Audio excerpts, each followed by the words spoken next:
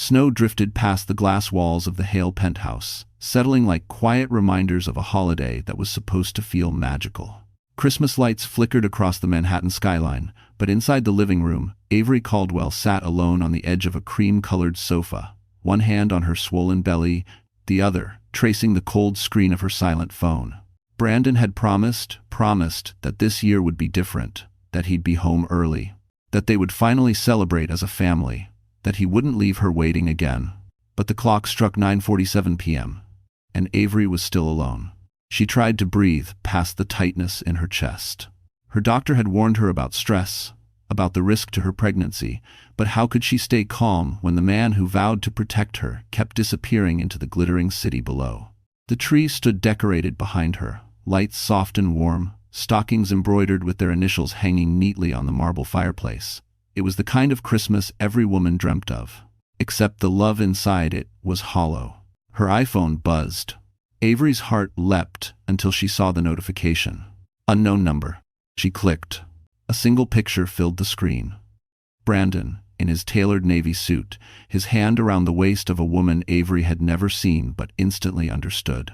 The woman leaned into him, lips close to his ear, the gold ornaments of the Plaza Hotel glowing behind them. Then the text appeared. "He's spending Christmas with me, sweetheart. Hope the baby kicks for you tonight." Avery froze. For a moment she forgot how to breathe. Her vision blurred, the room tilted. The baby shifted inside her, as if responding to her sudden fear. Her pulse hammered, her throat tightened. She tasted metal. She whispered, "No, no, please, no." Her legs nearly gave out as she stood. She gripped the arm of the sofa, trying to steady herself, forcing air into her lungs the way the nurses had taught her. She knew she needed to stay calm, but betrayal, this sharp didn't listen to reason. Then, a second message arrived. This one wasn't a picture. It was a video. Something in Avery told her that opening it would change everything, yet her thumb moved before her mind could stop it. And what she saw next made her realize she and her baby were no longer safe. Avery Caldwell wasn't the kind of woman people expected to break. Not the girl who grew up working double shifts at a diner in Ohio, not the scholarship student who fought her way into Columbia University, and certainly not the researcher who spent years studying childhood cancers so other families wouldn't feel the kind of loss she did when her parents died. She'd built herself from nothing, brick by brick, scar by scar, and yet, here she was, trembling in a penthouse she never asked for, staring at a betrayal she never deserved. Before Manhattan, Avery lived in a modest world, a world where happiness came from simple things. A warm coffee on a cold morning, sunlight through thin kitchen curtains, her mother humming old country songs. She treasured those memories more than luxury. But when Brandon Hale swept into her life, tall, magnetic, and brilliant in all the ways that dazzled a young woman alone in a big city, Avery let herself believe she, too, could have a life touched by comfort. Not extravagance, just safety. That was before his world swallowed her whole. Brandon had grown up wealthy on Long Island, polished in the way men from old money often were. Perfect posture, perfect smile, perfect lies. He showered Avery with dinners on Fifth Avenue, handwritten notes, weekend trips she initially resisted. He told her he admired her humility, her gentleness. He called her his anchor. Then, when she miscarried their first pregnancy, he promised he'd always protect her. But promises meant nothing without respect.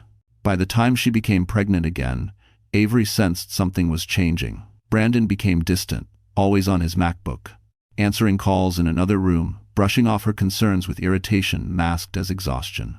When her doctor warned her about elevated blood pressure, Brandon told her she was being dramatic. When she asked him to accompany her to appointments, he claimed critical meetings. When she suggested therapy, he laughed. That laugh still haunted her.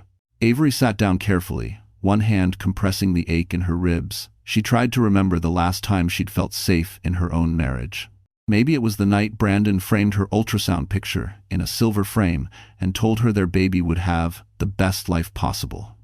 Avery had believed him. She had believed the tenderness in his eyes she now realized could lie without blinking. She felt the baby shift, a gentle nudge that reminded her she wasn't alone. Not really. "Hey," she whispered, rubbing slow circles across her belly. "I'm here. I'm right here." The apartment around her gleamed with all the things Brandon used as proof he was a good provider. The velvet sofa, the marble counters, the designer crib waiting in the nursery. But none of it felt like hers. None of it ever had.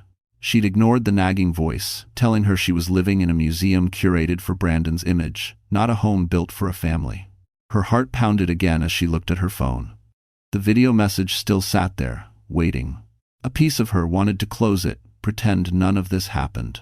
Another part, stronger, sharper, knew the truth mattered. The truth would determine how she survived this night. Avery inhaled, held the air in her lungs until her vision steadied. She had spent her whole life learning how to endure. She could face whatever was on that screen. She clicked play. And the moment the audio began, Avery realized Brandon hadn't just betrayed her. He had planned something far, far worse. Before the betrayal, before the Christmas night message that shattered her world, Avery Caldwell had always been the kind of woman who held everything together. People described her as gentle, thoughtful, steady, someone who could calm a storm just by entering the room. But anyone who truly knew her understood the truth. Avery was strong because life had never given her the luxury of falling apart. She grew up in a small town outside Columbus, Ohio, raised by parents who worked long hours at the family hardware store. They weren't wealthy, but they were warm, reliable, and honest qualities Avery carried with her into adulthood. When her parents passed unexpectedly during her freshman year of college, she didn't drop out. She worked nights, studied days, and somehow earned her degree in medical research. She never boasted about it, but quiet resilience lived in her bones. When she met Brandon Hale at a charity gala 4 years ago, she hadn't been looking for love. She was exhausted, overworked, and wearing a thrifted dress that barely zipped. But Brandon noticed her, or at least that's what she believed back then. He said she had quiet magic, the kind of presence that softened him. He said she made him want to slow down, breathe, dream. For a woman who'd been surviving alone for years, his attention felt like sunlight after a long winter. At first, dating him felt surreal. He introduced her to restaurants with velvet booths, rooftop bars overlooking the Manhattan skyline, and weekend drives in his silver Mercedes to places she'd only ever seen online. She felt out of place sometimes, but Brandon laughed it off, saying she grounded him in ways no one else ever had. And when they married, Avery allowed herself to imagine a life where softness wasn't dangerous. But after their first pregnancy ended in a miscarriage, Brandon changed. He became controlling in subtle ways, reviewing her spending, correcting her tone in public, reminding her how much he provided. When she suggested they slow down, he insisted their lifestyle was necessary for networking. When she said she was tired, he said she was ungrateful. But then he'd buy flowers, leave notes on the counter, or kiss her forehead like everything was fine. Avery learned to live inside the cracks. Now, 7 months pregnant with their second child, she tried harder than ever to keep peace. Her doctor warned her that stress was dangerous with her blood pressure, but stress followed her like a shadow.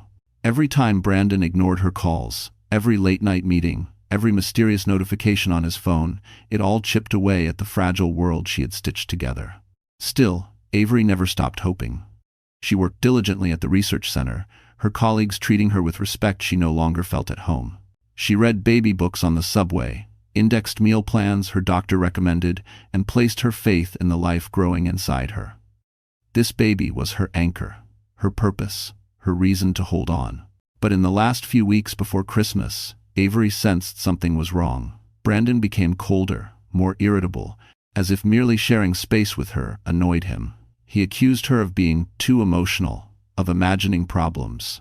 He even hinted she should move in with her coworker for a while after the birth, so he could focus. That sentence replayed in her head now like a warning she hadn't understood soon enough. She didn't know it yet, but that comment wasn't thoughtless, it was intentional, calculated. And the video she had just opened would prove it. Because what Avery was about to hear wasn't just infidelity, it was a plan against her. Manhattan had a way of looking beautiful even when a life inside it was falling apart. From the outside, the Hale penthouse shimmered like a glass jewel perched above Central Park, its floor-to-ceiling windows catching reflections of Fifth Avenue's Christmas lights. It was the kind of home tourists, photographed and wealthy investors, bragged about owning, the kind of place people assumed meant happiness lived inside. But Avery Caldwell knew better. Inside, the marble floors echoed too loudly, as if the space had never fully accepted her presence. The velvet sofa Brandon insisted on buying felt stiff, almost staged, like a set piece rather than a place to rest. Even the nursery, painted in soft blues, stocked with brand new clothes, a crib imported from Italy, felt more curated than heartfelt. Brandon proudly told guests the nursery was custom designed, but Avery remembered picking none of it. He'd chosen every item while she was at a doctor's appointment, leaving her smiling politely when he revealed it like a surprise. Their home reflected his world, not hers. On most nights, Avery would stand at the window, overlooking Central Park, watching the ice skaters trace circles under golden lights. She used to imagine taking her child there one day, holding small gloved hands, sipping hot chocolate afterward. Manhattan could be magical for families. But lately, the city felt like a reminder of everything Brandon controlled and everything she had lost. The rest of Brandon's world existed in equally intimidating places: Park Avenue boardrooms, private dining rooms hidden behind velvet curtains, hotel lounges with chandeliers shaped like frozen rain. She visited those spaces occasionally, but she never belonged. The men talked over her, the women sized her up. Brandon would rest a hand lightly on her back, guiding her like a polished accessory. He always introduced her as "my wife Avery," never "Avery, who does cancer research." Her identity dissolved every time he spoke for her. At work, though, Avery felt whole. The research center on East 68th Street was modest compared to Brandon's office towers: bright hallways, bulletin boards covered in children's drawings, a break room that smelled like burnt coffee. But it was the one place she breathed easily. Her colleagues respected her.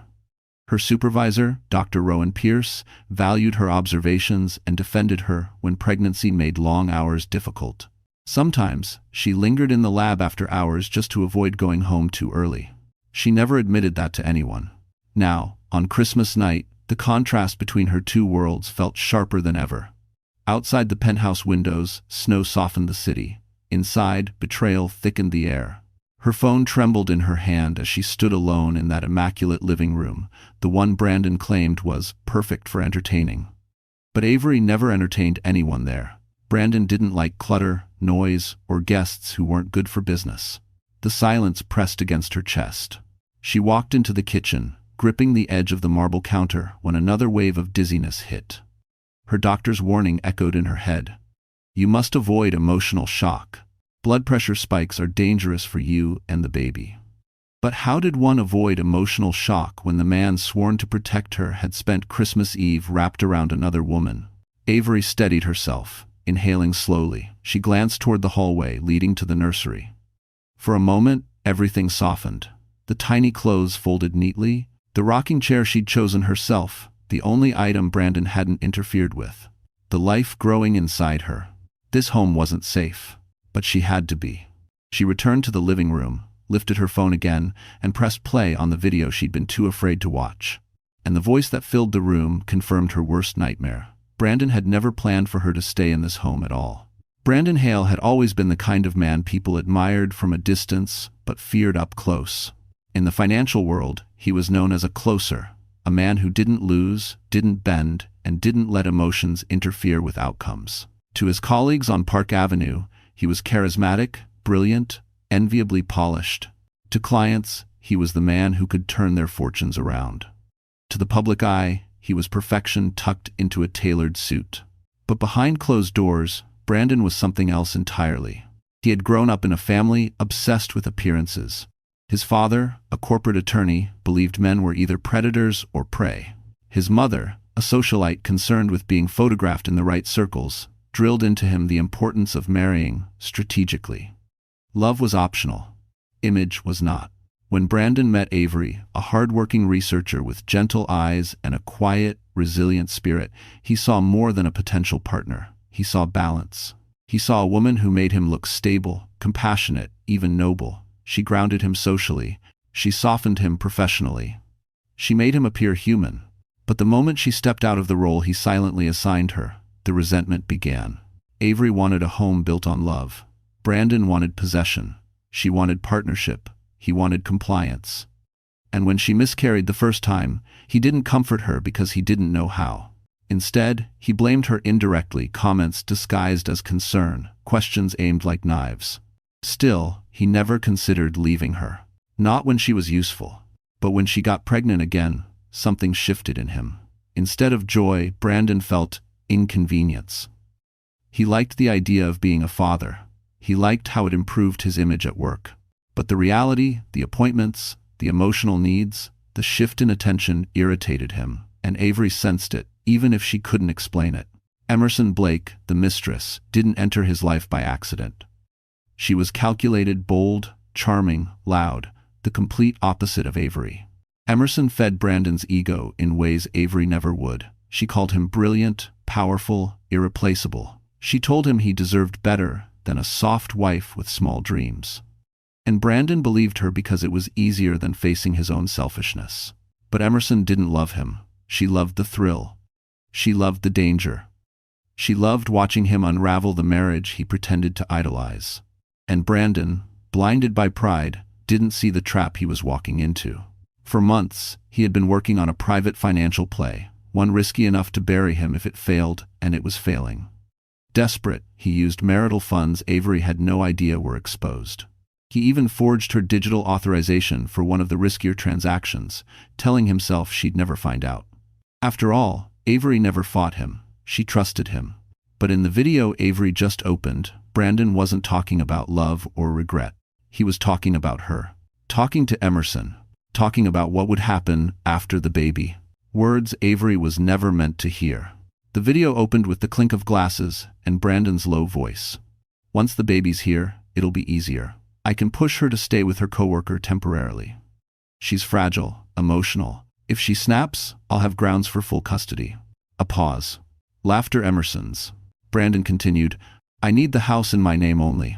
And the accounts? She won't fight. She never fights. Avery's stomach turned. Then Emerson whispered something the video barely caught. You really think she won't leave you? Brandon laughed, confident, cruel. She can't. She has no one. The video ended there. Avery stood frozen, every nerve trembling. Because she suddenly understood she hadn't just been betrayed, she had been targeted. The moment Avery finished the video, the world around her seemed to fold in on itself.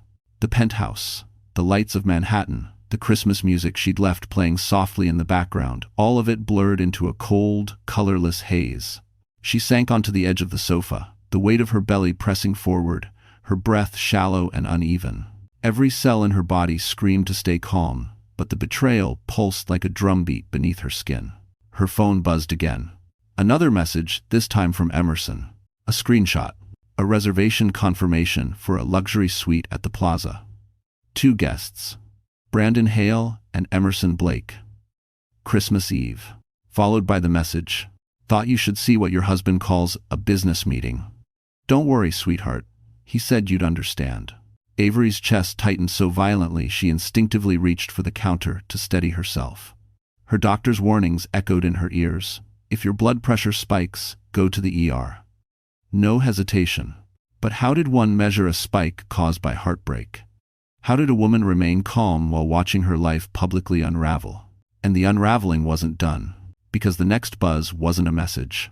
It was a notification from Brandon's company account, a public Instagram story posted by one of the junior associates who didn't realize he'd captured something explosive in the background. It showed Brandon at that very moment standing at the bar in the hotel lounge, champagne in hand, Emerson pressed against him. The associate had meant to record his holiday drink, but the reflection in the glass bar shelves caught Brandon's unmistakable profile, bending down to kiss someone who was very clearly not his wife. The video already had comments. Is that B? Hale? His wife is pregnant, right? Yikes. Merry Christmas, I guess. Avery's stomach turned cold. This wasn't private anymore. This wasn't a quiet betrayal hidden behind expensive suits and tailored excuses. This was public humiliation on Christmas Eve, while she sat alone, carrying the child he planned to take from her. Her breath hitched, and the room spun. She lowered herself onto the kitchen floor, pressing her hands against the tile, trying to ground herself. The baby kicked sharply once, twice as if sensing the chaos around them. Avery whispered, "It's okay. I've got you." Though she didn't know if she believed it. She needed to think. She needed to breathe. The penthouse door slammed. Avery's heart lurched. Brandon wasn't supposed to be home yet, She scrambled to her feet, gripping the counter as footsteps approached down the hallway. He wasn't alone. She could hear someone laughing behind him, a woman's voice, unmistakably flirtatious. She froze, blood roaring in her ears. This couldn't be happening. He brought her here? To their home? On Christmas? The footsteps grew louder. Brandon's voice echoed, too casual, too confident. No one's home. She's probably asleep. Come on, you'll love the view. Avery's breath caught. Her knees nearly buckled. Every instinct screamed to run, hide, disappear, but there was nowhere to go, nowhere safe. She stepped backward into the dim light of the living room, one hand cradling her belly. The laughter stopped. Brandon's silhouette appeared in the doorway, Emerson just behind him. His eyes widened not with guilt, but with annoyance. Avery, he said flatly, as if she'd inconvenienced him simply by existing. Emerson smirked, tilting her head. Oh, guess she wasn't asleep. Avery's vision blurred again. Her hands trembled. Her pulse thundered. Brandon, she whispered. Why? He didn't answer the question. He didn't reach for her. He didn't even look ashamed. Instead, he sighed slow, impatient. This, he said coldly, is exactly why I said you're too emotional for motherhood. Avery felt something inside her break, and that fracture would be the moment that changed everything. For a moment, the entire penthouse felt like it tilted, as if the floors themselves shifted beneath Avery's feet. Brandon's words, cold, dismissive, surgical, echoed in her skull. You're too emotional for motherhood. He hadn't just wounded her. He had cut into the deepest part of her identity, the part built from loss, hope, and the fragile courage it took to try again after a miscarriage that nearly broke her. Her breath hitched. She pressed a trembling hand to her belly, instinctively shielding the child he saw as an inconvenience. Brandon stepped past her like she was furniture. Emerson followed, her perfume trailing through the room like mockery. They whispered, laughed, moved with the casual entitlement of people who believed they wouldn't face consequences. Avery stood frozen in place, watching the life she thought she had crumble into dust in front of her. She felt the blood drain from her face. Her vision tunneled. The lights blurred into halos. She reached for the marble counter, but her fingers slipped. Her knees buckled, and she slid onto the floor with a soft cry. Finally, Brandon turned irritated, not alarmed.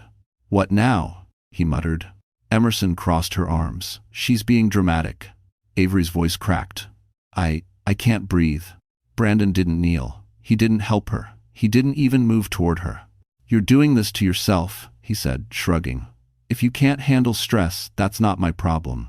The cruelty in his tone sliced deeper than the betrayal itself. A sharp pain shot across Avery's ribcage, radiating downward. She curled forward, clutching her stomach. The baby. Please, Brandon. He scoffed, rolling his eyes. You're fine. Emerson bit her lip, amused. Maybe she's finally realizing you're not hers anymore. Avery's heart splintered. She forced herself to inhale, but her breath came shallow and fast. Her doctor's warning rang like an alarm. If you feel chest pressure, dizziness, or blurred vision, go to the ER immediately. She tried to speak, tried to advocate for herself, but the dizziness surged again, blotting out the edges of her awareness. She braced her palms against the cold tile, whispering to her child, "Stay with me. I'm trying. I'm trying." Brandon sighed loudly. "I'm calling a car for Emerson. This is ridiculous." Her head snapped up. He wasn't going to call 911. He wasn't going to help her. He wasn't even going to check on her. He was just going to get rid of the woman he brought home. Avery felt something inside her collapse, not hope, not trust, but fear. A primal, bone-deep fear she hadn't felt since the night her parents died. Her hands shook as she reached for her phone, but Brandon stepped forward and kicked it away lightly, as if annoyed by the sight of it. "You're not calling anyone," he said sharply. "The last thing I need is you making a scene." A scene. That's all she was to him now. A burden, a complication, a problem to control. Her breathing grew ragged. She felt herself tipping sideways, her cheek touching the icy tile. The baby moved again, weak, slow, as if pleading with her to stay conscious. She wasn't sure how long she lay there. Seconds, minutes, the apartment noise faded. Emerson was gone. Brandon paced somewhere behind her, talking on the phone about stock futures, as if his pregnant wife wasn't curled on the floor fighting dizziness. Tears slipped down Avery's face, not from heartbreak this time, but from the terrifying realization that she and her child were entirely alone. Then, faintly, she heard footsteps approaching. Not Brandon's. Softer, hesitant. A neighbor? A visitor? Someone who'd overheard? A shadow crossed the doorway, and a voice whispered her name. Avery? Oh my God, are you all right? She tried to lift her head, because the person standing there was about to become the lifeline she never expected. Avery blinked through the haze as the figure stepped into the soft glow of the hallway light. At first, her vision doubled, then sharpened just enough for her to recognize the man kneeling beside her. Logan Avery. The neighbor across the hall, the one she'd spoken to only twice in passing, once in the elevator, once when a package had been misdelivered to his door. She remembered he had kind eyes, a quiet way of speaking. Nothing about him had ever suggested he'd be standing in her living room on the worst night of her life. Hey, he whispered urgently, gently pressing a hand to her shoulder. You're shaking. What happened? Before she could answer, Brandon's voice rang from deeper inside the penthouse. Who the hell is in my house? Logan didn't flinch. He ignored the venom in Brandon's tone and focused solely on Avery. Your breathing is off, he said, his voice low but steady. How far along are you? 7 months, she managed. My blood pressure, I can't. That was all he needed to hear. He looked around, searching for her phone. It lay several feet away where Brandon had kicked it. Logan crawled over, grabbed it, and returned to her side. Avery's fingers twitched toward it relief, flooding her chest until Brandon stormed into the room. Put that down, Brandon snapped. You don't know what's going on. She's fine. Deuce crasses. Logan rose slowly, placing himself between Avery and her husband. His voice shifted, still calm, but edged with something sharp enough to cut. No, he said. She's not. Brandon scoffed. You don't know anything about. I know preeclampsia when I see it. The room stilled. Avery's eyes widened. Logan crouched again, gently lifting her wrist to check her pulse. His expression tightened. You need medical attention now. And stress is dangerous in your condition. Brandon rolled his eyes. She's exaggerating. She does this when she wants attention. Logan looked up, and his gaze sharpened further. Funny, he said. That's exactly what the last 2 clients thought before I drove them to the ER. One of them nearly lost her baby. Brandon blinked. Clients? Logan exhaled slowly, as if choosing his words carefully. I'm a private investigator. But before that, I spent 8 years as an EMT. I know the signs. Avery froze. A private investigator? Why was he here? Logan seemed to read her question without her speaking. He lowered his voice. I came because someone sent me a message tonight. Someone who said you might be in danger. Her heart stopped. In danger? She whispered. Brandon took a step forward, fists clenching. He's lying. Avery, I'm not lying, Logan said, rising to his full height. And I didn't come here randomly. Someone contacted me anonymously 2 weeks ago. They wanted me looking into Brandon Hale. Avery's breath caught. Brandon went pale. Logan continued, his tone now clinical, factual, deadly. Tonight, I received files. Documents showing your husband made financial moves using assets tied to your name. Risky investments, nearly illegal ones. If they collapse, Avery is the one liable, not him. Her blood ran cold. Brandon snapped. Those files are fake. Logan didn't even look at him. They're not. And the person who sent them warned me that tonight, Christmas Eve, you might need help. Avery stared at him, her voice barely a whisper. Who sent them? Logan hesitated. Someone who said they wanted to make things right. Someone who said Brandon hurt the wrong woman. A pause. Then another truth. Heavier. And they said your husband planned to push you out once the baby was born. Avery's heart cracked open, fear, shock, grief, all colliding at once. Brandon lunged forward. Give me those files. Logan stepped back, shielding her again. No. For the first time that night, Avery felt a spark of something she hadn't felt in months. Safety. Then Logan looked down at her eyes, steady, voice gentle. Avery, we need to leave, right now. Brandon roared, she's not going anywhere.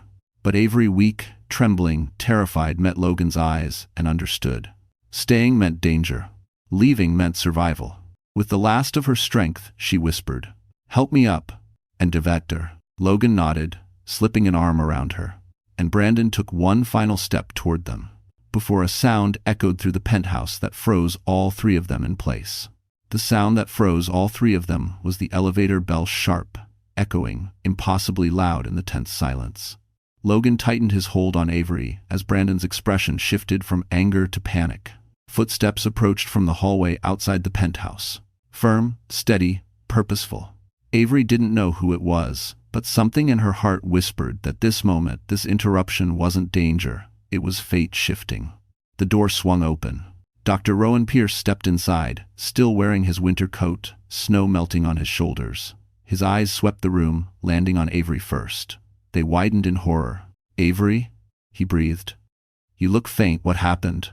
Brandon snapped. "You can't just walk into people's homes." But Dr. Pierce ignored him entirely. He rushed to Avery's side, kneeling opposite Logan. "Your color is off. Your breathing's shallow. Are you having chest pressure?" Avery nodded weakly. Logan spoke quickly. "High-risk pregnancy. Blood pressure symptoms. Possible preeclampsia." Dr. Pierce's jaw tightened. "She needs to be monitored immediately." Brandon stepped forward, trying to regain control. "She's fine. She's overreacting. You two can leave." Dr. Pierce turned slowly, his gaze slicing through the room like a cold blade. "And you are causing her medical harm." The authority in his voice stunned even Brandon. With calm, clinical precision, Dr. Pierce helped Avery sit up straighter. "Avery, listen to me carefully. You are not safe here. Stress can induce seizures or early labor. We are leaving this apartment right now." Avery swallowed, tears pooling in her eyes, not from fear, but from the unfamiliar feeling of being defended. Logan stood, squaring his shoulders. "I already called a car. It's waiting in the garage." Brandon's voice rose. "She's my wife. She's not going anywhere." Dr. Pierce met his rage with quiet steel. "If you physically or verbally obstruct her care, I will call the police myself, and I will make sure every ER in Manhattan documents your interference." For the first time, Brandon faltered. Avery watched him shrink, not physically, but in the way a man shrinks when his power stops working. It was the first crack in his armor she had ever seen. With Logan and Dr. Pierce supporting her, Avery rose slowly. Her legs trembled, but her resolve didn't. They guided her toward the elevator, away from the marble floors and the cold shadows of the penthouse she once tried to call home. Each step felt like shedding a version of herself she'd outgrown, one who accepted mistreatment, one who stayed silent, one who believed she owed loyalty to cruelty. In the elevator, Avery steadied herself against the mirrored wall. Her reflection shocked her, pale, tear-stained, exhausted. But beneath the fragility was something fiercer, a spark, a beginning. Logan pressed the button for the garage. "You're going to be okay," he murmured. "We won't let him hurt you anymore." Dr. Pierce adjusted her coat so it wrapped gently around her belly. "You focus on breathing. I'll handle the medical side. And when you stabilize, we'll talk about the legal side." Avery's eyes widened. "Legal?" He nodded. "I've known for a while something was off. The missed appointments, the tension, the financial inconsistencies in your insurance records." He hesitated. "I didn't push you because I respect your privacy, but tonight, I couldn't ignore it." Avery felt something warm rise in her chest, gratitude, fragile but real. As the elevator doors opened into the dimly lit garage, Logan stepped out first, scanning their surroundings with instinctive caution. The black sedan he'd called was already idling near the exit, headlights glowing through the drifting snow. Avery moved toward it, supported on both sides, when suddenly her phone vibrated in her coat pocket.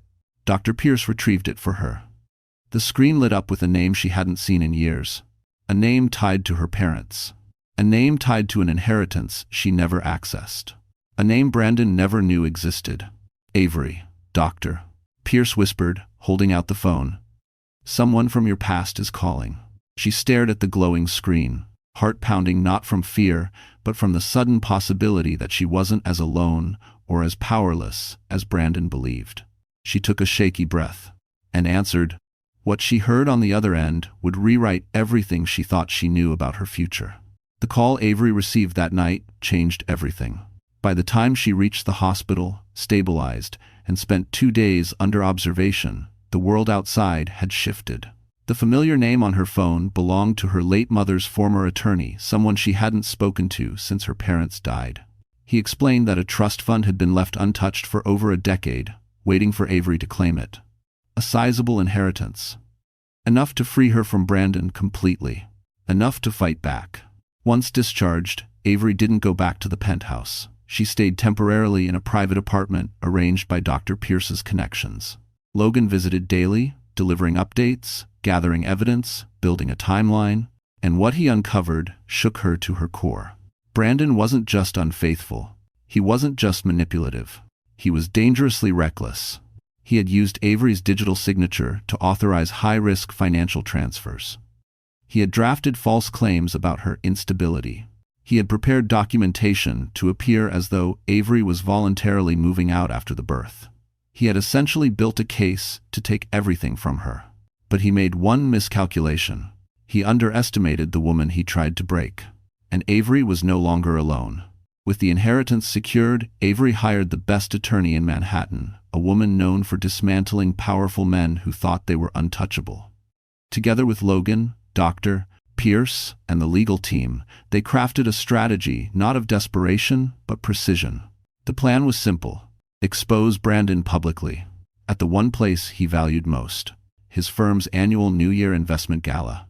Avery didn't want revenge for revenge's sake. She wanted truth. She wanted safety. She wanted justice for her unborn child. And she wanted everyone to see who Brandon Hale really was. The night of the gala, Avery entered the ballroom on Park Avenue with a presence she didn't know she possessed. She wore a simple, elegant black gown that draped over her pregnant belly, her hair softly pinned, her features calm but resolute. She wasn't the trembling woman on the penthouse floor anymore. She was someone reborn. Logan escorted her inside. Cameras flashed. People whispered. Across the room, Brandon froze mid-conversation. He hadn't seen Avery since the night she collapsed. He'd sent her 2 emails, both framing himself as the victim, but she never responded. Now, watching her glide through the room with strength instead of fear, something uneasy flickered in his eyes. "Avery?" he muttered, stepping toward her. "What are you doing here?" Before she could answer, the lights dimmed and a spotlight illuminated the stage. The firm's CEO stepped forward to begin the annual speech. Brandon turned, expecting praise, recognition, his usual shower of applause. Instead, the CEO cleared his throat. "Tonight, before we begin, there is an urgent matter concerning one of our senior partners." A murmur rippled through the crowd. Brandon stiffened. A large screen behind the CEO flickered to life. Logan glanced at Avery. She nodded. The video played. The same video Avery watched alone on Christmas night. Brandon at the bar. His arm around Emerson. His voice calmly plotting to take custody. To remove Avery. To take the house. To take everything. Gasps exploded across the ballroom. Brandon lunged forward. "Stop the video. This is private. This is illegal." But the CEO lifted a hand. "Your wife has filed a formal complaint supported by overwhelming evidence, including forged documents, misappropriated funds, and false medical allegations." Emerson, who'd been invited as Brandon's guest, shrank back, suddenly pale. Cameras turned. Phones recorded. The entire board stared at him with disgust. Avery stepped forward, voice steady. "You said I had no one. But you were wrong." Brandon's face contorted. "Avery, you don't understand. I can explain." "You already did," she said softly, on video. His career, his empire, collapsed in real time. Security approached. Brandon reached out, desperate. "Please, Avery, don't do this." But Avery lifted her chin. "This isn't me doing anything to you," she said. "This is you finally facing what you did to yourself." As security escorted him out, the ballroom erupted into chaos. Logan touched Avery's arm gently. "Are you okay?" She exhaled a long, trembling breath that felt like the first clean air she'd taken in months. "I will be," she said. Then her phone buzzed. A message from the hospital. And when she read it, Avery felt her heart drop because her baby was coming early. The hospital lights were soft, warm, and strangely comforting as Avery was rushed through the sliding doors, Logan at her side and Dr. Pierce already coordinating with the staff. Snow blew in behind them, carried by a gust of wind that felt symbolic, like the world outside was being wiped clean, page by page. Avery clutched her belly as another wave of pressure tightened deep inside her. This wasn't panic anymore. This was labor. Early, frightening, unexpected, but somehow she didn't feel alone. Logan leaned close as the nurses guided her into the delivery room. "You're safe," he murmured. "I'm right here. You're going to meet your baby tonight." Her eyes glistened, not with fear this time, with hope. Dr. Pierce squeezed her hand. "You've survived the worst, Avery. This part is going to be beautiful." Hours blurred into breaths, and breaths blurred into whispered encouragements. Through every contraction, Avery felt something inside her shift, not physically, but emotionally. For the first time in years, her pain wasn't met with dismissal. Her fear wasn't met with accusations. Her vulnerability wasn't met with control. She was surrounded by people who wanted her to make it, people who valued her, people who cared. And when her son finally let out his first cry, small, powerful, perfect, Avery burst into tears. A nurse placed the tiny, warm bundle on her chest. She whispered, "You're safe. I promise you'll always be safe." Logan stood at the foot of the bed, blinking hard as he pretended not to wipe his eyes. Dr. Pierce rested a hand on her shoulder, his voice thick. "He's healthy. He's strong, just like his mother." For the first time since Christmas Eve, Avery felt whole. In the days that followed, everything moved quickly. Brandon, now suspended from his firm and facing charges for financial misconduct, attempted to demand custody, but the judge saw through him immediately. The evidence against him was overwhelming. His cruelty, his negligence, his forged documents, it all worked against him. Avery was granted full custody. Brandon was restricted to supervised visitation, pending the outcome of his criminal investigation. His downfall was brutal, public, and complete. The exact opposite of the life he'd built on power and pretense. But Avery didn't celebrate his collapse. Her victory wasn't in his suffering. Her victory was in her survival. Weeks later, Avery moved into a charming little home in Rhode Island, the same town her parents had once dreamed of retiring in. It had hardwood floors, a small garden, and large windows that caught the ocean light. The trust fund allowed her to take time off work, to heal, to bond with her child. She filled the nursery not with designer pieces, but with simple, meaningful things. Handmade blankets, thrifted books, a rocking chair Logan found at an antique shop. Logan visited often, sometimes with groceries, sometimes with research notes he thought she'd enjoy, sometimes with no reason at all.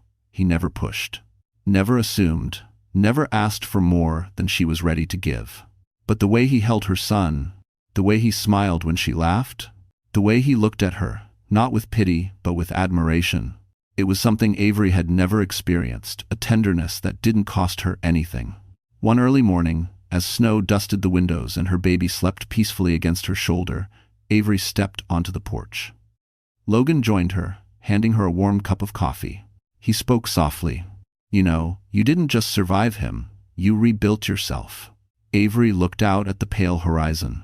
"I didn't do it alone." He hesitated, then asked gently, "Do you think, someday, you'll let someone love you for real?" Avery turned to him, tired, healing, hopeful, and for the first time since her life shattered, she didn't feel afraid of the future. "I think," she whispered, "I already have." Logan's expression softened, warm as dawn. And inside the house, her baby stirred, letting out a small, joyful cry, as if welcoming the beginning of the life they were all about to build together. For the first few weeks in Avery's new Rhode Island home, life felt like a gentle exhale. The ocean breeze drifted through the thin curtains each morning, carrying the scent of salt and pine. Her newborn son Eli slept curled against her chest, his tiny breaths warming the hollow places she once believed would never heal. She crafted small routines, slow breakfasts, short walks bundled in scarves, quiet evenings reading on the porch while Logan rocked Eli nearby.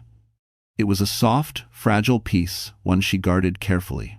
But peace never lasts long when the past has sharp edges. By mid-February, newspapers across Manhattan were running stories about Brandon Hale, fallen partner. Financial misconduct investigation. Internal audit reveals forgeries. His firm had issued a formal statement distancing itself from him. Investors demanded explanations. Several clients filed lawsuits. Whispers spread quickly through Park Avenue. Yet Avery wasn't celebrating. Her attorney warned her that men like Brandon rarely go down quietly.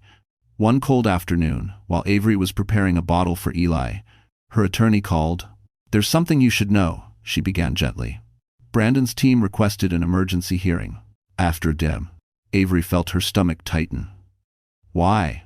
"They're claiming he's being unfairly denied visitation. He's alleging you've been hiding the child." Avery nearly dropped the bottle. "Hiding? I moved legally. I filed every document.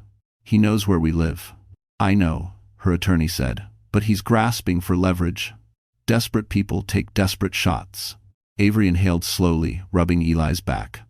"Do I need to come back to Manhattan?" "No," her attorney said quickly. "I'll handle it. Judges can see through his tactics." "But, Avery," she paused. "He's angry. He's unraveling. I want you to be cautious." After the call ended, Avery stood in the quiet kitchen, holding Eli a little closer. The house no longer felt as thick with safety as it once did. Later that evening, Logan visited with groceries and a soft smile. The moment he saw her face, he paused. "What happened?" Avery explained everything. The emergency hearing, the accusations, the tightening dread she felt crawling under her ribs. Logan listened without interrupting, his hand brushing gently over Eli's tiny fingers. "He's losing control," Logan said finally. "People like him lash out when power slips. But he won't get to you. Not here." His reassurance warmed her, but a small part of her still trembled. Trauma had a way of echoing long after the danger passed. To distract herself, Avery invited him to stay for dinner. The house glowed with soft lamplight as they ate, Eli sleeping in a bassinet beside the table. Logan told her stories from his EMT days, funny ones, light ones, and for a brief stretch of time, Avery laughed again. Really laughed. It felt like rediscovering a version of herself she thought she lost. Later, as Logan prepared to leave, he hesitated by the doorway. "If you ever feel unsafe," he said quietly, "call me. Anytime, I mean it. If you have the Sibstar." Avery's heart warmed. "I know, thank you." After he left, she locked the door, kissed Eli's forehead, and carried him upstairs to the nursery. The moon spilled silver light across the wooden crib, peaceful and still. Avery lingered there, squeezing his little hand, reminding herself that she survived worse. But just as she turned to leave the room, a sudden flash of headlights swept across the front lawn, bright, slow, deliberate. A car, parked across the street, engine running. Her breath hitched. No one ever parked there at night.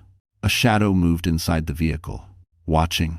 Avery stepped back from the window, her pulse pounding in her throat. Her phone vibrated on the nightstand. A message from an unknown number. "I know where you are." And Avery realized the storm she thought she outran had just found her again. Avery froze, the message glowing like a blade in the dark. "I know where you are." Her breath caught in her throat. She scanned the room, half expecting someone to step through the shadows. Eli stirred in his crib, a soft whimper escaping him. Instinct kicked in, protect the baby first, panic later. She bent low, scooping him into her arms, pressing his warm cheek against her chest. Her hands trembled. The car outside remained where it was, headlights dimmed now, but the engine still humming, a patient predator waiting for its moment. Avery took a slow step back from the window. Her first thought was Brandon. Her second thought, terrifying in its clarity, was that it might not be him at all. She grabbed her phone with shaking fingers and called Logan. He answered on the first ring. "Avery? What's wrong?" Her voice cracked. "There's a car outside. Someone's watching the house. And Logan, someone texted me. They know where I am." The silence on the other end sharpened. "Stay inside," he said, voice low, controlled.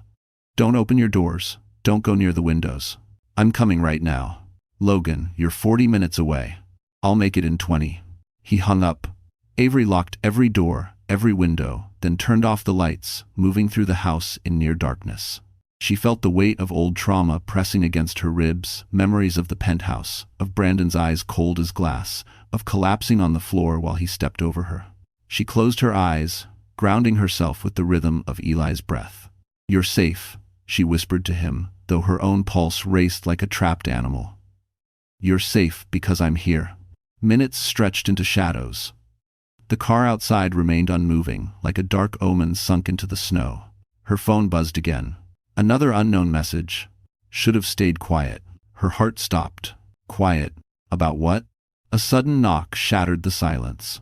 Not on the front door. On the back door, the one facing the forest line behind the house. Avery screamed before she could stop herself. Eli startled, wailing. She clutched him tighter, her shoulders trembling.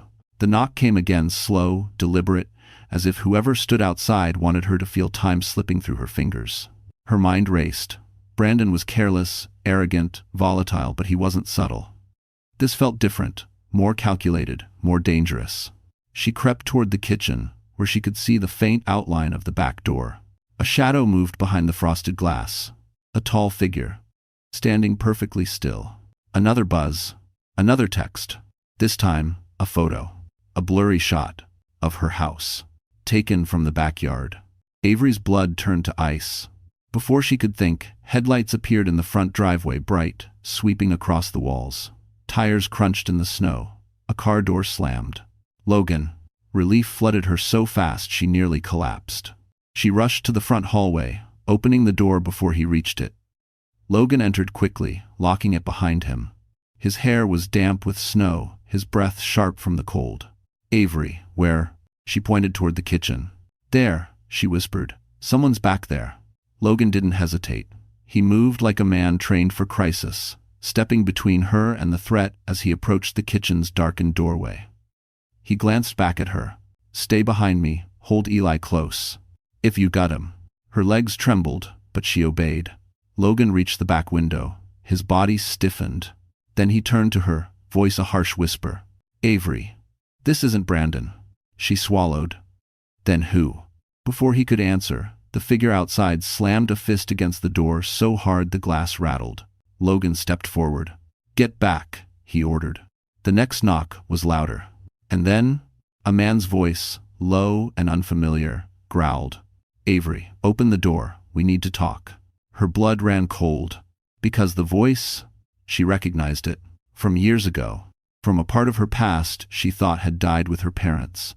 And hearing it again meant the danger wasn't new, it had been following her for a very long time. Avery stood frozen, clutching Eli so tightly she felt his soft breath against her collarbone. Her mind raced, flipping through memories she had spent years burying, names she didn't say out loud anymore. Faces she prayed never to see again. But the voice outside, she knew it. Not well, not intimately, but enough for it to haunt her. Logan positioned himself between Avery and the back door, one hand raised, signaling her not to speak. His posture shifted from protective to defensive, calm, precise, almost tactical. He peered through the side window, catching a clearer glimpse of the man standing on the other side of the glass. Avery, he whispered. Who is he? Her lips trembled. I don't know. Not really, but that voice, it's from when I was a teenager. He used to come into my parents' hardware store. He was strange, too interested. He asked too many questions. Dad always made me stay in the back when he came in. Logan's eyes sharpened. He knew your family? Yes, and when my parents died, he showed up at the service, alone. Not offering condolences, more like watching. Her breath shook. I thought it was just grief making me paranoid. But Logan, what if he's been following me for years? The man outside knocked again, slower this time. A taunting rhythm. Avery, open the door. You don't want me to come in. Eli whimpered, sensing the tension.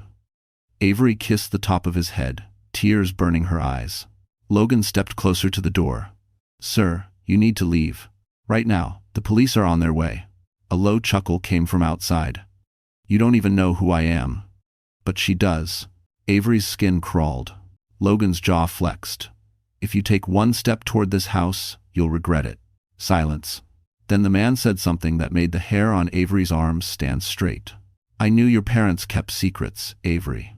Shame Brandon didn't know the same secrets before he tried to steal from you. Avery's knees nearly buckled. Logan steadied her with one arm without taking his eyes off the door.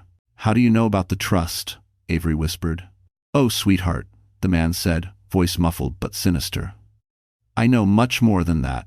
Logan's voice dropped to a low growl. Back away from the house. But the man didn't move. In fact, he continued, I think your mother left something behind. Something your husband wanted. Something you still have. And I'm not leaving without it. Avery shook her head violently. He's lying. I don't have anything. I don't know what he means. Logan gently pulled her back toward the stairs. "We're going upstairs. Call the police. Now." She tried, but her phone buzzed again before she could dial. Another unknown text. This time, a photo. Of Avery as a child. In her parents' shop, taken from behind a shelf clearly without her knowledge. Her hands went numb. How does he have that?" she whispered. Logan's expression hardened, his protective instinct shifting into something colder, sharper. "Because he wasn't watching you tonight. He's been watching you for years." The man outside pounded the door suddenly, the force rattling the hinges. "You have 10 seconds before I let myself in." "To Daises." Avery choked, backing up the stairs with Eli in her arms. "Logan, please." Logan didn't look away from the door. "Go. Now. I won't let him touch you. But you." "I said go."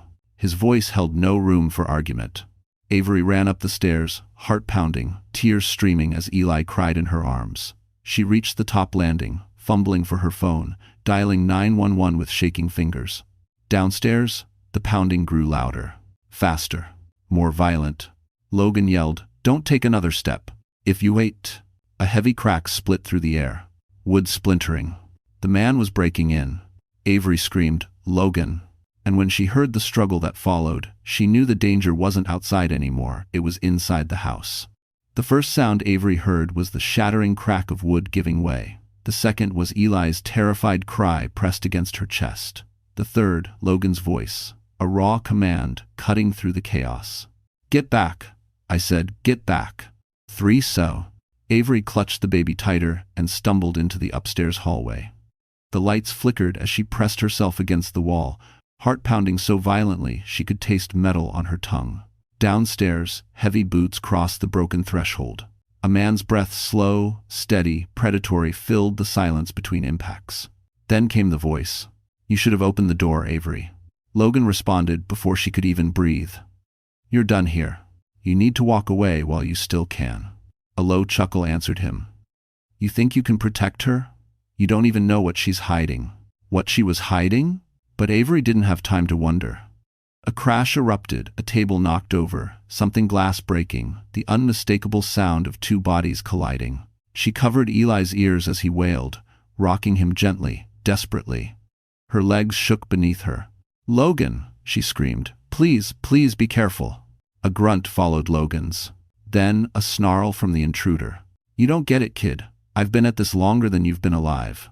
Logan's voice came back, pained but steady. "Touch her, and you'll find out exactly how alive I am." More crashing. Furniture scraping across the floor. A sickening thud. Avery's vision blurred with tears. She scanned the upstairs hallway for something, anything she could use to barricade the stairs. A chair, a box, her own trembling body, if she had to. But before she could move, the house went suddenly still. Too still. Then, footsteps. Slow. Heavy. Ascending the stairs.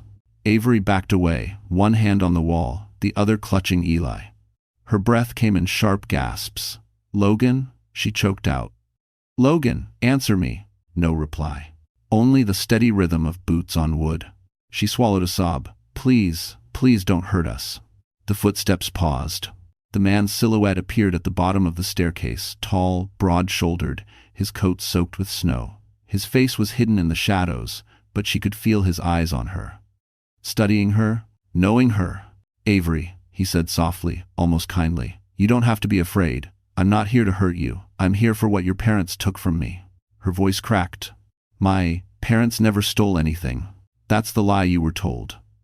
He took another step. "But don't worry.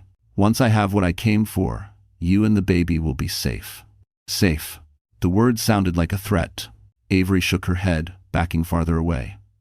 "I don't have anything. I don't even know who you are." The man stopped halfway up the stairs. "I knew your mother before you were born. She ruined something important to me, and she hid the evidence. And I think you know where it is." Her stomach turned. "I don't." A groan cut through the air.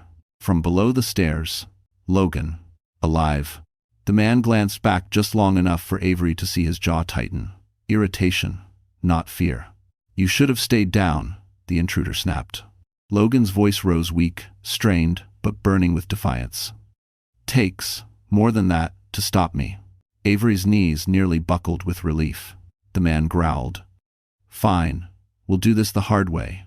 He turned back toward Avery, and in that split second, Logan lunged, grabbing the man's ankle with both hands. The intruder lost his balance, stumbling forward, hitting the step with a thunderous crack. Avery gasped. Logan yelled, "Run, Avery, go now!" The man roared, twisting violently, ripping free. And something metallic glinted in his hand. A knife. No more stalking. No more threats. This was deadly.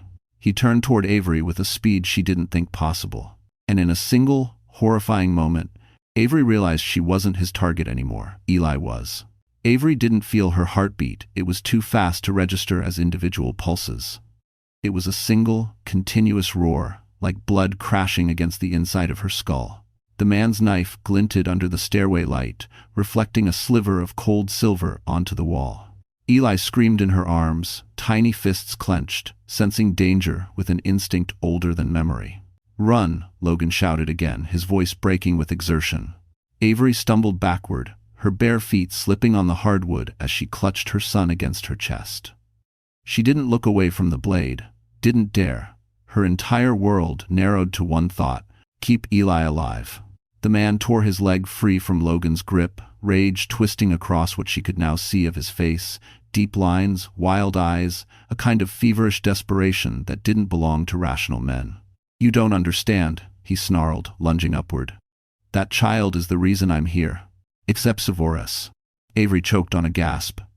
"He's just a baby, he has nothing to do with you. That's where you're wrong." His boots struck the stairs with violent force. "Your mother made sure of that. Her mother. Always her mother." What secret had been buried so deeply it followed her into motherhood? Logan staggered onto his knees behind the intruder, blood dripping from a cut on his forehead. "Avery, head for the woods behind the house. Don't stop. But you. Go." End quote. His roar shook something loose inside her, not fear, but resolve. She backed toward the upstairs window overlooking the snowy backyard. No time to think, no time to plan. She shoved the window open, icy wind slamming into her face. The man's footsteps thundered up the stairs.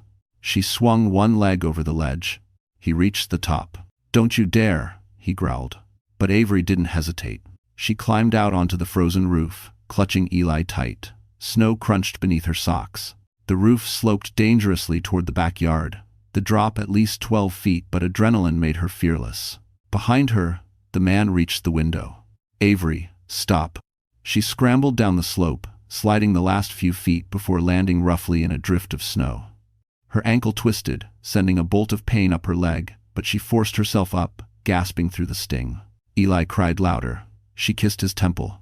"I've got you, baby. I've got you. Tench, does ha. Tench and does ha." The backyard stretched out pale and moonlit. The forest loomed ahead, dark and dense, but darkness felt safer than staying in that house. She ran. Branches clawed at her coat as she pushed into the trees, breath fogging in the frozen air. Every step sent fire through her ankle, but she didn't slow, not while the knife gleamed behind her eyelids. Behind her, she heard the crash of breaking branches. He was following. "Avery," he roared, voice echoing between the trees. "You can't outrun what's already yours." She ducked low, weaving between trunks, snow splashing with every desperate step. Eli's cries grew softer, not calmer, but exhausted, and fear ripped through her. She needed to stop. She needed to check him. A hand clamped around her wrist. She screamed a raw, animal sound. But it wasn't the intruder. It was Logan. He stumbled out from behind a cluster of trees, breath ragged, face bloodied, but alive. "This way," he rasped. "There's an old ranger shed deeper in. We can barricade it." Avery nearly collapsed from relief. "Logan, he's right behind us." A branch snapped loudly in the darkness. Too close. Logan tightened his grip. "Run now. Questions later." They sprinted through the forest, the cold slicing into their lungs, twigs snapping underfoot. The shed appeared like a ghost in the dark, small, wooden, half buried in snow. Logan shoved the door open. Inside, "I guessed." Avery rushed in, heart hammering, clutching Eli as Logan slammed the door shut and slid the rusted bolt across. For a moment, there was silence. Then, footsteps. Right outside. Slow, deliberate. A shadow moved against the cracks of the walls. A voice whispered, "You can hide, Avery, but you can't keep what belongs to me." And when something metallic scraped against the shed door, Avery realized he wasn't just trying to reach her, he was trying to break in. The shed was freezing, its wooden walls thin enough for the winter wind to crawl through the cracks. Avery pressed Eli tightly against her chest, rocking him gently to keep him warm. Her heart hammered so loudly she felt it shaking her ribs. Logan moved silently around the small space, checking for anything they could use as reinforcement. A rusted shovel, a loose plank. Nothing that could truly stop the man outside. But Logan wasn't panicking. He was calculating. The footsteps circled the shed again, slow, scraping footprints, sinking into snow. The man's voice slithered through the cracks. "Avery, your mother promised something to me, something she hid, and she passed it to you." Avery pressed a hand over her mouth to stop a sob. "He's lying," she whispered, though doubt gnawed at her. Logan crouched beside her, lowering his voice. "Avery, what exactly did your mother leave behind? Aside from the trust?" "She didn't leave anything," Avery insisted. "She didn't." But then a memory sneaked in, one she hadn't touched in years. Her mother's trembling hands. A box being locked away. A whisper. "If anything ever happens to us, Avery, don't open this until you're older. It could save you or destroy him." Avery's breath stuttered. "Logan," she whispered, "there was something. A box. My mother hid it behind a panel in our old house. I never opened it. I thought it was just grief talking. I forgot about it after the funeral." "Why no?" Logan's eyes darkened. "He must think you still have it." "But I don't," Avery whispered helplessly. "I left everything behind when I went to college." Outside, the man pounded on the door again, harder this time. The wood cracked. "You're running out of time, Avery," he growled. "Give me what's mine." Logan stood, gripping the rusted shovel like a weapon. "What does he want? Money? Documents?" "I don't know," Avery cried, "but if Mom hid something connected to him, it can't be good." End quote. The pounding continued, each hit more violent. Logan positioned himself in front of the door, body braced. "Avery, listen closely. When he breaks through, I'll distract him. You take Eli and run out the back. There is no back exit." "Then make one," he said, pointing to a loose section of wall. "Kick it out, crawl if you have to." A tear slid down Avery's cheek. "I can't leave you." "You can. And you will." Another blow shattered the top hinge. Snow drifted inside. The man snarled, "Last chance, Avery." Logan glanced over his shoulder. His voice softened. "I'm not letting anything happen to you or Eli. You hear me?" Avery nodded, knees trembling. But before Logan could step fully into defense, the man stopped pounding. Silence. Then he spoke again, calm, casual, chilling. "Fine. If you won't give me what your mother left behind, I'll take something else." Logan stiffened. Avery don't respond. But she couldn't stop herself. "What do you want?" "If you want to do." The man laughed, a sound that scraped her spine raw. "What your husband wanted? What the courts denied him? Your son?" Avery's scream tore from her throat before she could stop it. Eli wailed, frightened. "No, you can't have him." Logan slammed his palm against the door. "Over my dead body." The man paused, then in a cold, steady voice said, "That can be arranged." The final blow came like thunder. The door splintered inward, exploding into sharp wooden shards. Logan lunged forward with the shovel, blocking the opening. The intruder shoved back, his strength monstrous, fueled by obsession. A knife slashed through the space between them.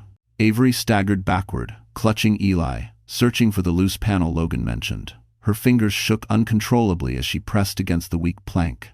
It didn't budge. "Not enough. Not fast enough." Logan shouted, "Avery now. If you race enough, I dotted the daughter." The intruder shoved harder, the gap widening. And Avery tried one last desperate kick. This time, the panel cracked. A sliver of cold night air rushed through. She grabbed Eli, tighter, preparing to crawl through.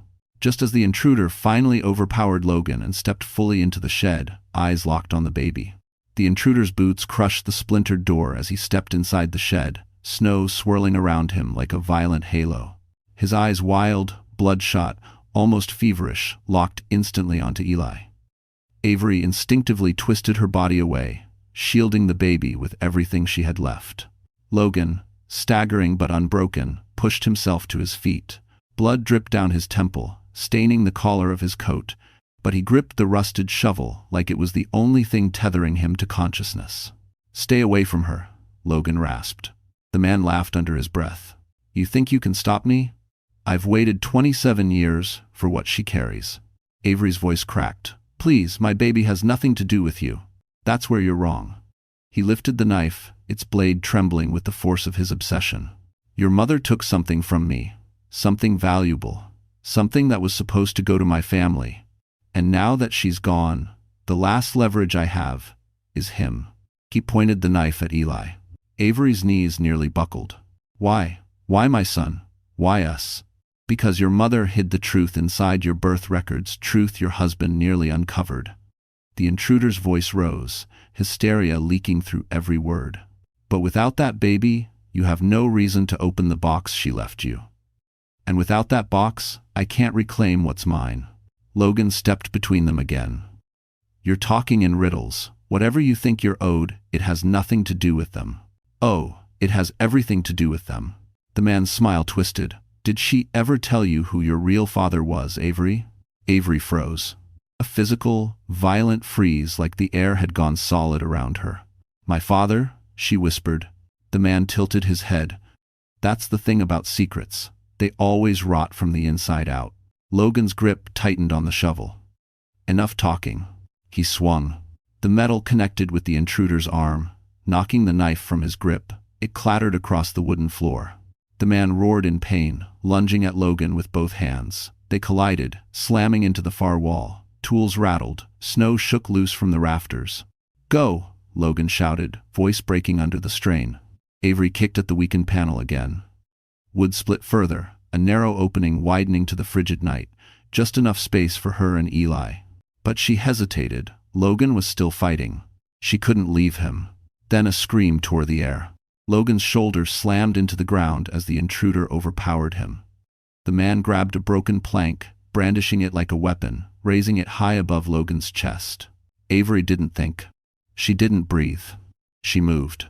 Clutching Eli close, she lunged for the fallen knife, sliding across the icy floor. She grabbed the handle, spun on her knees, and, "Stop!" she screamed. The intruder turned. For the first time, Avery saw fear flicker in his expression, not of the knife, but of the woman holding it. Her hands shook. Her voice didn't. "You will not touch my son." "Avery," Logan gasped. "Run, don't." But the intruder lunged toward her. Not at Logan. At her.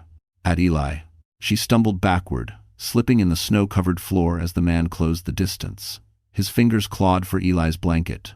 Avery slashed wildly, the knife grazing his arm. He howled. "You can't protect him," he snarled. "You're just like your mother." Avery screamed back. "That's exactly why I can." Logan surged forward, tackling the man from behind. They crashed into the wall again, the entire shed shaking. Avery scrambled toward the escape panel. "Logan, come on," she cried. But Logan didn't answer. The intruder seized him by the throat. Avery's breath stopped. "Let him go," she sobbed. The man twisted, tightening his grip, and Logan's eyes began to dim. Avery looked down at Eli, her son, her reason, and then at the knife still slick in her hand. She had one chance. One impossible choice. One moment to save them both. So she stood up, legs trembling, voice shaking, and shouted into the cold, violent dark, "Hey, if you want the truth, if you want what my mother hid, it's not in that box. It's in me." The man froze. Logan collapsed to his knees, coughing. The intruder slowly turned his head toward Avery, and the look in his eyes made her realize she had just offered the very thing he crossed 27 years to take. For a moment, time froze, no wind, no breath, no sound except Eli's soft cry pressed against Avery's chest. The intruder's gaze locked on her, cold and ravenous, as though her words had cracked open a door he'd been hunting for decades. "In you," he repeated slowly, savoring the words. "I always suspected." Logan, still on his knees and coughing, forced himself upright. "Avery, don't. He just wants to manipulate you." But Avery's eyes never left the man before her. Something deep inside her, the same instinct that had pushed her through grief, betrayal, and motherhood, rose to the surface. She wasn't just running anymore. She wasn't just surviving. She was confronting. "You followed me for years," she said shakily, "but you weren't following me. You were following her, my mother. And now you think that whatever she hid is inside me?" The intruder took one slow step forward. "Your mother ruined me. She stole something that belonged to my family. Evidence, documents, proof that would have cleared my name." Logan scoffed, breath raspy. "You mean the documents that exposed your fraud? The ones that put you under investigation the year she died?" The man's expression twisted. "Your mother lied. And when she realized I was getting close to finding the truth, she hid it. All of it. But she didn't hide it where I expected." He pointed at Avery. "Right at her heart. She hid it in you." Avery staggered back, tightening her hold on Eli. "That makes no sense." "Oh, but it does." His voice grew eerily calm. "The trust she left you was a distraction. The real inheritance, the real secret, was encoded in your birth records, in the sealed documents tied to your name. And your husband's smart man that he pretended to be almost uncovered it. As Forstay." Avery felt her pulse pounding against her ribs. "My birth records? What could possibly be so important?" He smiled, a slow, unhinged curl of his lips. "Your father." Avery froze. She'd spent her whole life believing her father was the gentle, loving man who raised her, who taught her compassion, who tucked her in at night, who protected her from storms. "You're lying," she whispered.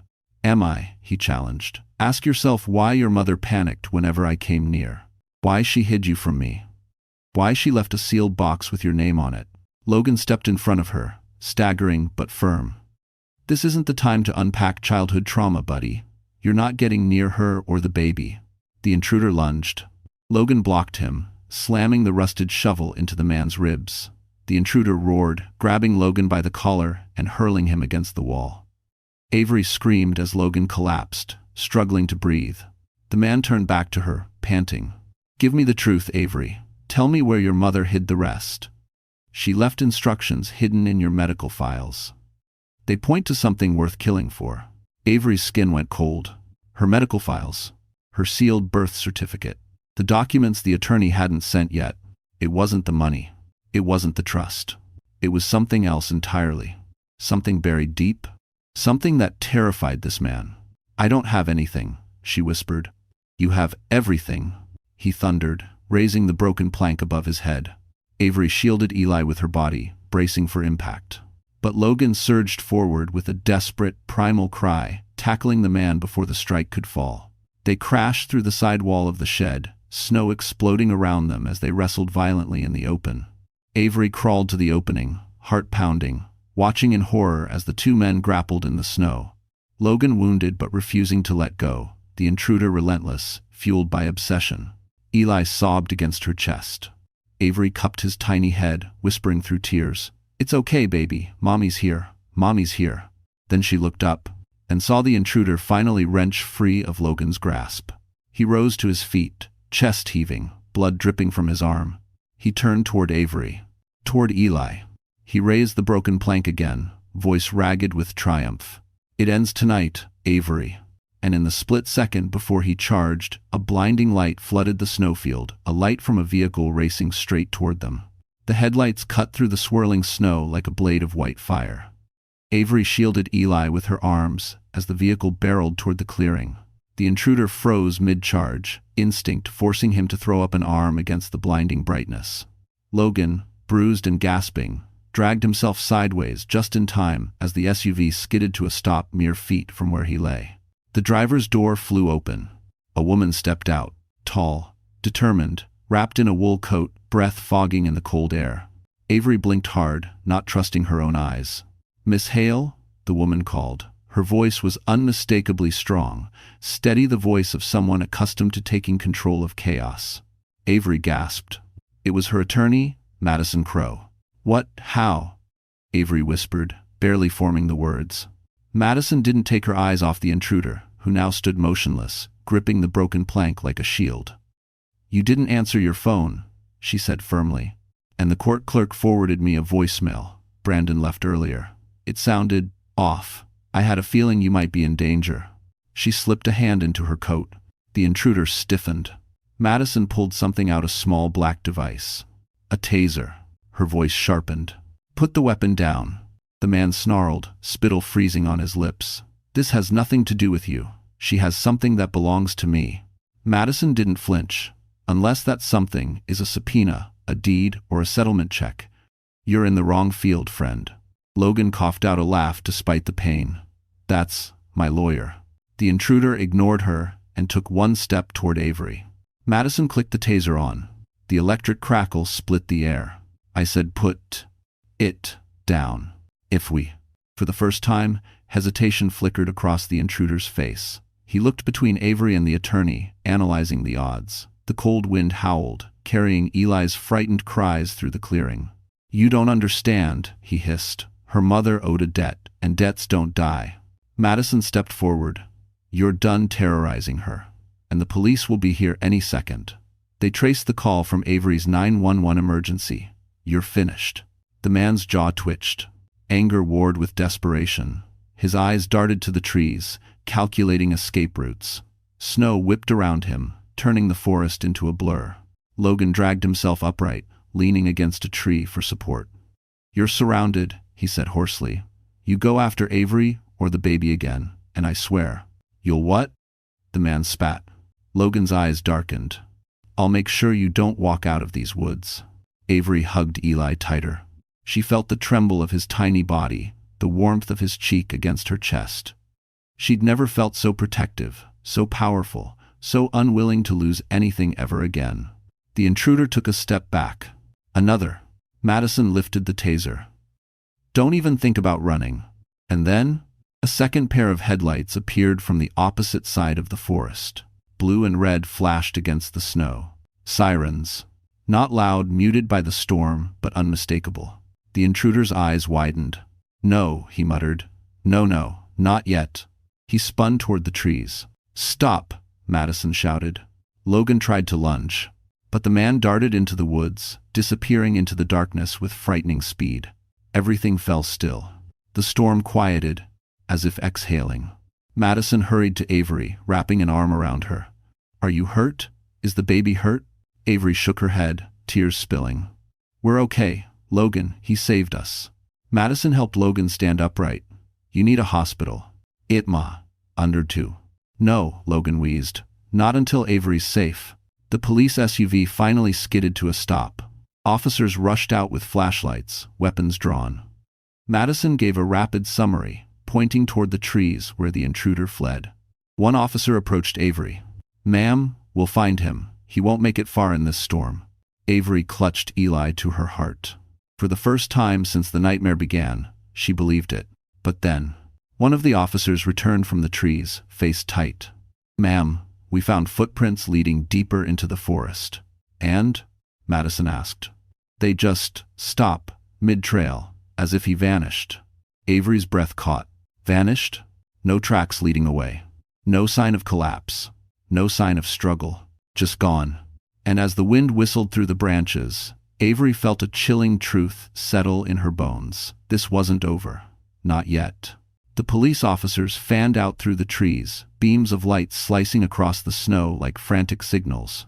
Avery stood beside the ranger shed, Eli warm against her chest beneath layers of blankets. The forest around them had gone unsettlingly still, no crunch of snow, no broken branches, no rustle of a retreating figure. It was as if the storm had swallowed the intruder whole. Madison wrapped her coat around Avery's shoulders while Logan leaned against the police SUV, holding gauze to a cut along his jaw. The flashing lights painted his face in red and blue, but his eyes never drifted far from Avery and the baby. An officer approached. "Ma'am, we searched half a mile in every direction." The footprints stopped abruptly near a large fallen tree. After that, nothing. No tracks, no drag marks, no blood. Avery swallowed hard. "People don't just disappear." "Not normally," the officer agreed, "but in storms like this, snow can cover tracks quickly." Or he hesitated. He might have had a vehicle stashed nearby. Madison stepped forward. "Can you put out an alert to surrounding towns?" "We already did. But with the storm, it'll be tough." Avery hugged Eli closer, her cheek brushing his soft hair. His breathing steadied her, kept her grounded. She whispered to him, "You're safe. I promise, you're safe." But deep down, she wasn't sure. Because the man's voice still echoed in her mind. "Your mother hid something. And she hid it in you." She shivered. Not from the cold. From the realization that this nightmare hadn't begun with Brandon. It hadn't begun with the mistress, the betrayal, the penthouse. It began decades ago. Logan limped toward her, pain etched into every line on his face. "Hey," he murmured softly. "He's gone. At least for tonight." Avery's eyes filled. "He's not gone, Logan. He's waiting. Watching. He thinks I have something he wants, and he's not going to stop until he gets it." Logan's hand brushed her arm.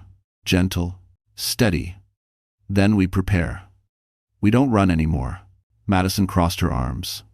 "Tomorrow morning, we're contacting federal authorities. This is bigger than local police. And bigger than Brandon." She paused, glancing toward the trees. "It's time you saw what your mother left behind." Avery stiffened. "The box?" Madison nodded. "We found it in the estate inventory, sealed, just like she instructed. I was planning to give it to you after the custody ruling, but with what's happened." Her voice softened. "It might hold answers, or warnings." Avery felt her pulse quicken. "I'm afraid to open it." Madison stepped closer. Courage isn't about not being afraid, it's opening the box anyway. The officers began clearing the area, securing the shed, marking the broken door. Avery watched them, feeling both grateful and exposed. The storm had eased, leaving a soft curtain of drifting snowflakes that reminded her of the night everything started Christmas Eve. The night she thought betrayal was the worst pain she'd ever know. She was wrong. Pain had layers, and some were buried too deep to see until someone forced them to the surface. A paramedic approached. "We need to take you and the baby to the hospital, just to check vitals." Avery nodded, exhaustion hitting her like a wave. Logan insisted on riding in the ambulance with her. Madison followed behind in her SUV. Inside the ambulance, Avery held Eli while monitors beeped. Logan sat beside her, bruised and battered but refusing treatment until she was safe. "You saved us," she whispered. He shook his head. "You saved yourself. And your son. I just helped a little." The warmth in his voice eased some of the terror, still lodged in her chest. But as the ambulance pulled onto the snowy road, Avery's phone buzzed again. Unknown number. Her stomach dropped. She hesitated, then opened the message. It wasn't a threat. It was a picture of the sealed box her mother left her, taken from inside a house she didn't recognize, followed by one sentence. "You're looking in the wrong place, Avery. You're not the only one who knows how to find the truth." And Avery realized the intruder wasn't working alone. The hospital room was quiet except for the rhythmic beeping of the monitors and the soft, steady breathing of baby Eli asleep in Avery's arms. Snow drifted lazily outside the window, no longer violent or threatening, just peaceful, gentle, like the world itself was offering an apology. For the first time in days, Avery felt her body release its tension. Logan sat beside her bed, his arm bandaged, his jaw bruised, but his smile warm and unwavering. "You're safe now," he said, voice softer than she'd ever heard it. "Both of you." Madison entered the room, holding a thick envelope. "We found him," she said without preamble. Avery's breath hitched. "The intruder?" Madison nodded. "Police tracked him to an abandoned cabin 15 miles from here. He was badly injured from the fight. He surrendered." She paused, tone stern but victorious, and he talked. Avery clutched Eli closer. "Why did he do all this? What did my mother hide?" Madison handed her the envelope. "The answers are in here. Your mother wasn't protecting herself. She wasn't even protecting the law." Madison's eyes softened. "She was protecting you." Avery opened the envelope with trembling hands. Inside were documents scanned, authenticated, sealed decades ago. And one letter, written in her mother's careful, familiar handwriting. "Avery, my brave girl, if you are reading this, danger has found you. But so has truth. Your father, the man who raised you, is your only father. The man hunting you was never wronged by me. He was wronged by justice." The letter explained everything. The intruder had been involved in a financial crime ring. Avery's mother, then working as a bookkeeper, discovered evidence that would expose him. When she tried to report it, he threatened their family. She hid the evidence in her child's sealed birth records and created a trail only the courts could open, ensuring that if anything ever happened to her, the truth would surface automatically. Avery looked up, tears blurring her vision. She did all of this to keep him away. Madison nodded. And it worked. Those documents will put him away for life. Logan exhaled in relief. It's over, Avery. But Madison raised a finger. One more thing. His accomplice, the one who sent the photo of the box? Avery tensed. Madison smiled. He's in custody too. Turns out he wasn't there to hurt you. He wanted immunity. He gave us everything. The weight Avery had carried for weeks, no, for years, finally lifted. She sank back against the pillows, overwhelmed. So, it's really done. The danger, all of it. All of it, Madison confirmed. Logan leaned closer. And now you get to choose how your life looks moving forward. Without fear. End quote. Avery looked at her son, his tiny fingers curled around hers, his breathing soft and trusting. He had no idea how close darkness came to him, no idea how fiercely he was loved. She kissed his forehead. We're free, she whispered. In the days that followed, the world shifted into something gentler. The courts terminated all of Brandon's parental claims permanently due to endangerment. His firm dissolved his partnership. Lawsuits piled higher than his arrogance ever had. For once, consequences found their mark. Avery didn't attend the hearings. She didn't need to. Justice no longer required her presence. She focused on her son, on healing, on rediscovering laughter. Logan visited often, not because he felt obligated, but because he wanted to. He brought warmth into the house, stability, kindness without condition. One afternoon, as they watched Eli sleeping in the glow of the fireplace, Logan took Avery's hand. I never believed in fate, he said quietly. But meeting you, protecting you, loving you, it feels like the reason I survived everything in my own past. Avery felt something settle in her heart, a soft, certain truth. You're part of our family now, she whispered. If you want to be. He smiled, eyes warm. I do. Outside, the snow began to fall again, not a storm this time, just light flakes drifting gently across a safe, quiet world. Eli stirred, letting out a tiny sigh. Avery leaned her head against Logan's shoulder, peace finally blooming in her chest. The danger was gone. The past was buried. The future was hers to build. And for the first time in her life, Avery Caldwell felt truly, completely free. So, that's it. Our story finally comes to an end. And if you are still here, still listening, still feeling something in your chest right now, then maybe this story touched a part of you that needed to be seen. Maybe you, too, have walked through nights that felt heavier than they should have been. You know, the ancient Stoic Marcus Aurelius once said, "The obstacle is the way." It means the pain we survive doesn't just scar us, it shapes us into someone stronger, softer, wiser. Avery didn't win because she was fearless. She won because she kept moving, even when fear shook her to the core. And that's a quiet lesson for all of us. You don't have to be unbreakable, you only need to refuse staying broken. If this story made you feel hope, or strength, or even just a little less alone tonight, then I'm grateful you were here with us. And hey, my wonderful friends, if you believe more people out there might need this reminder too, please like the video, share it, and subscribe so you don't miss the next story we walk through together. You matter. Your healing matters. And we'll meet again, right here.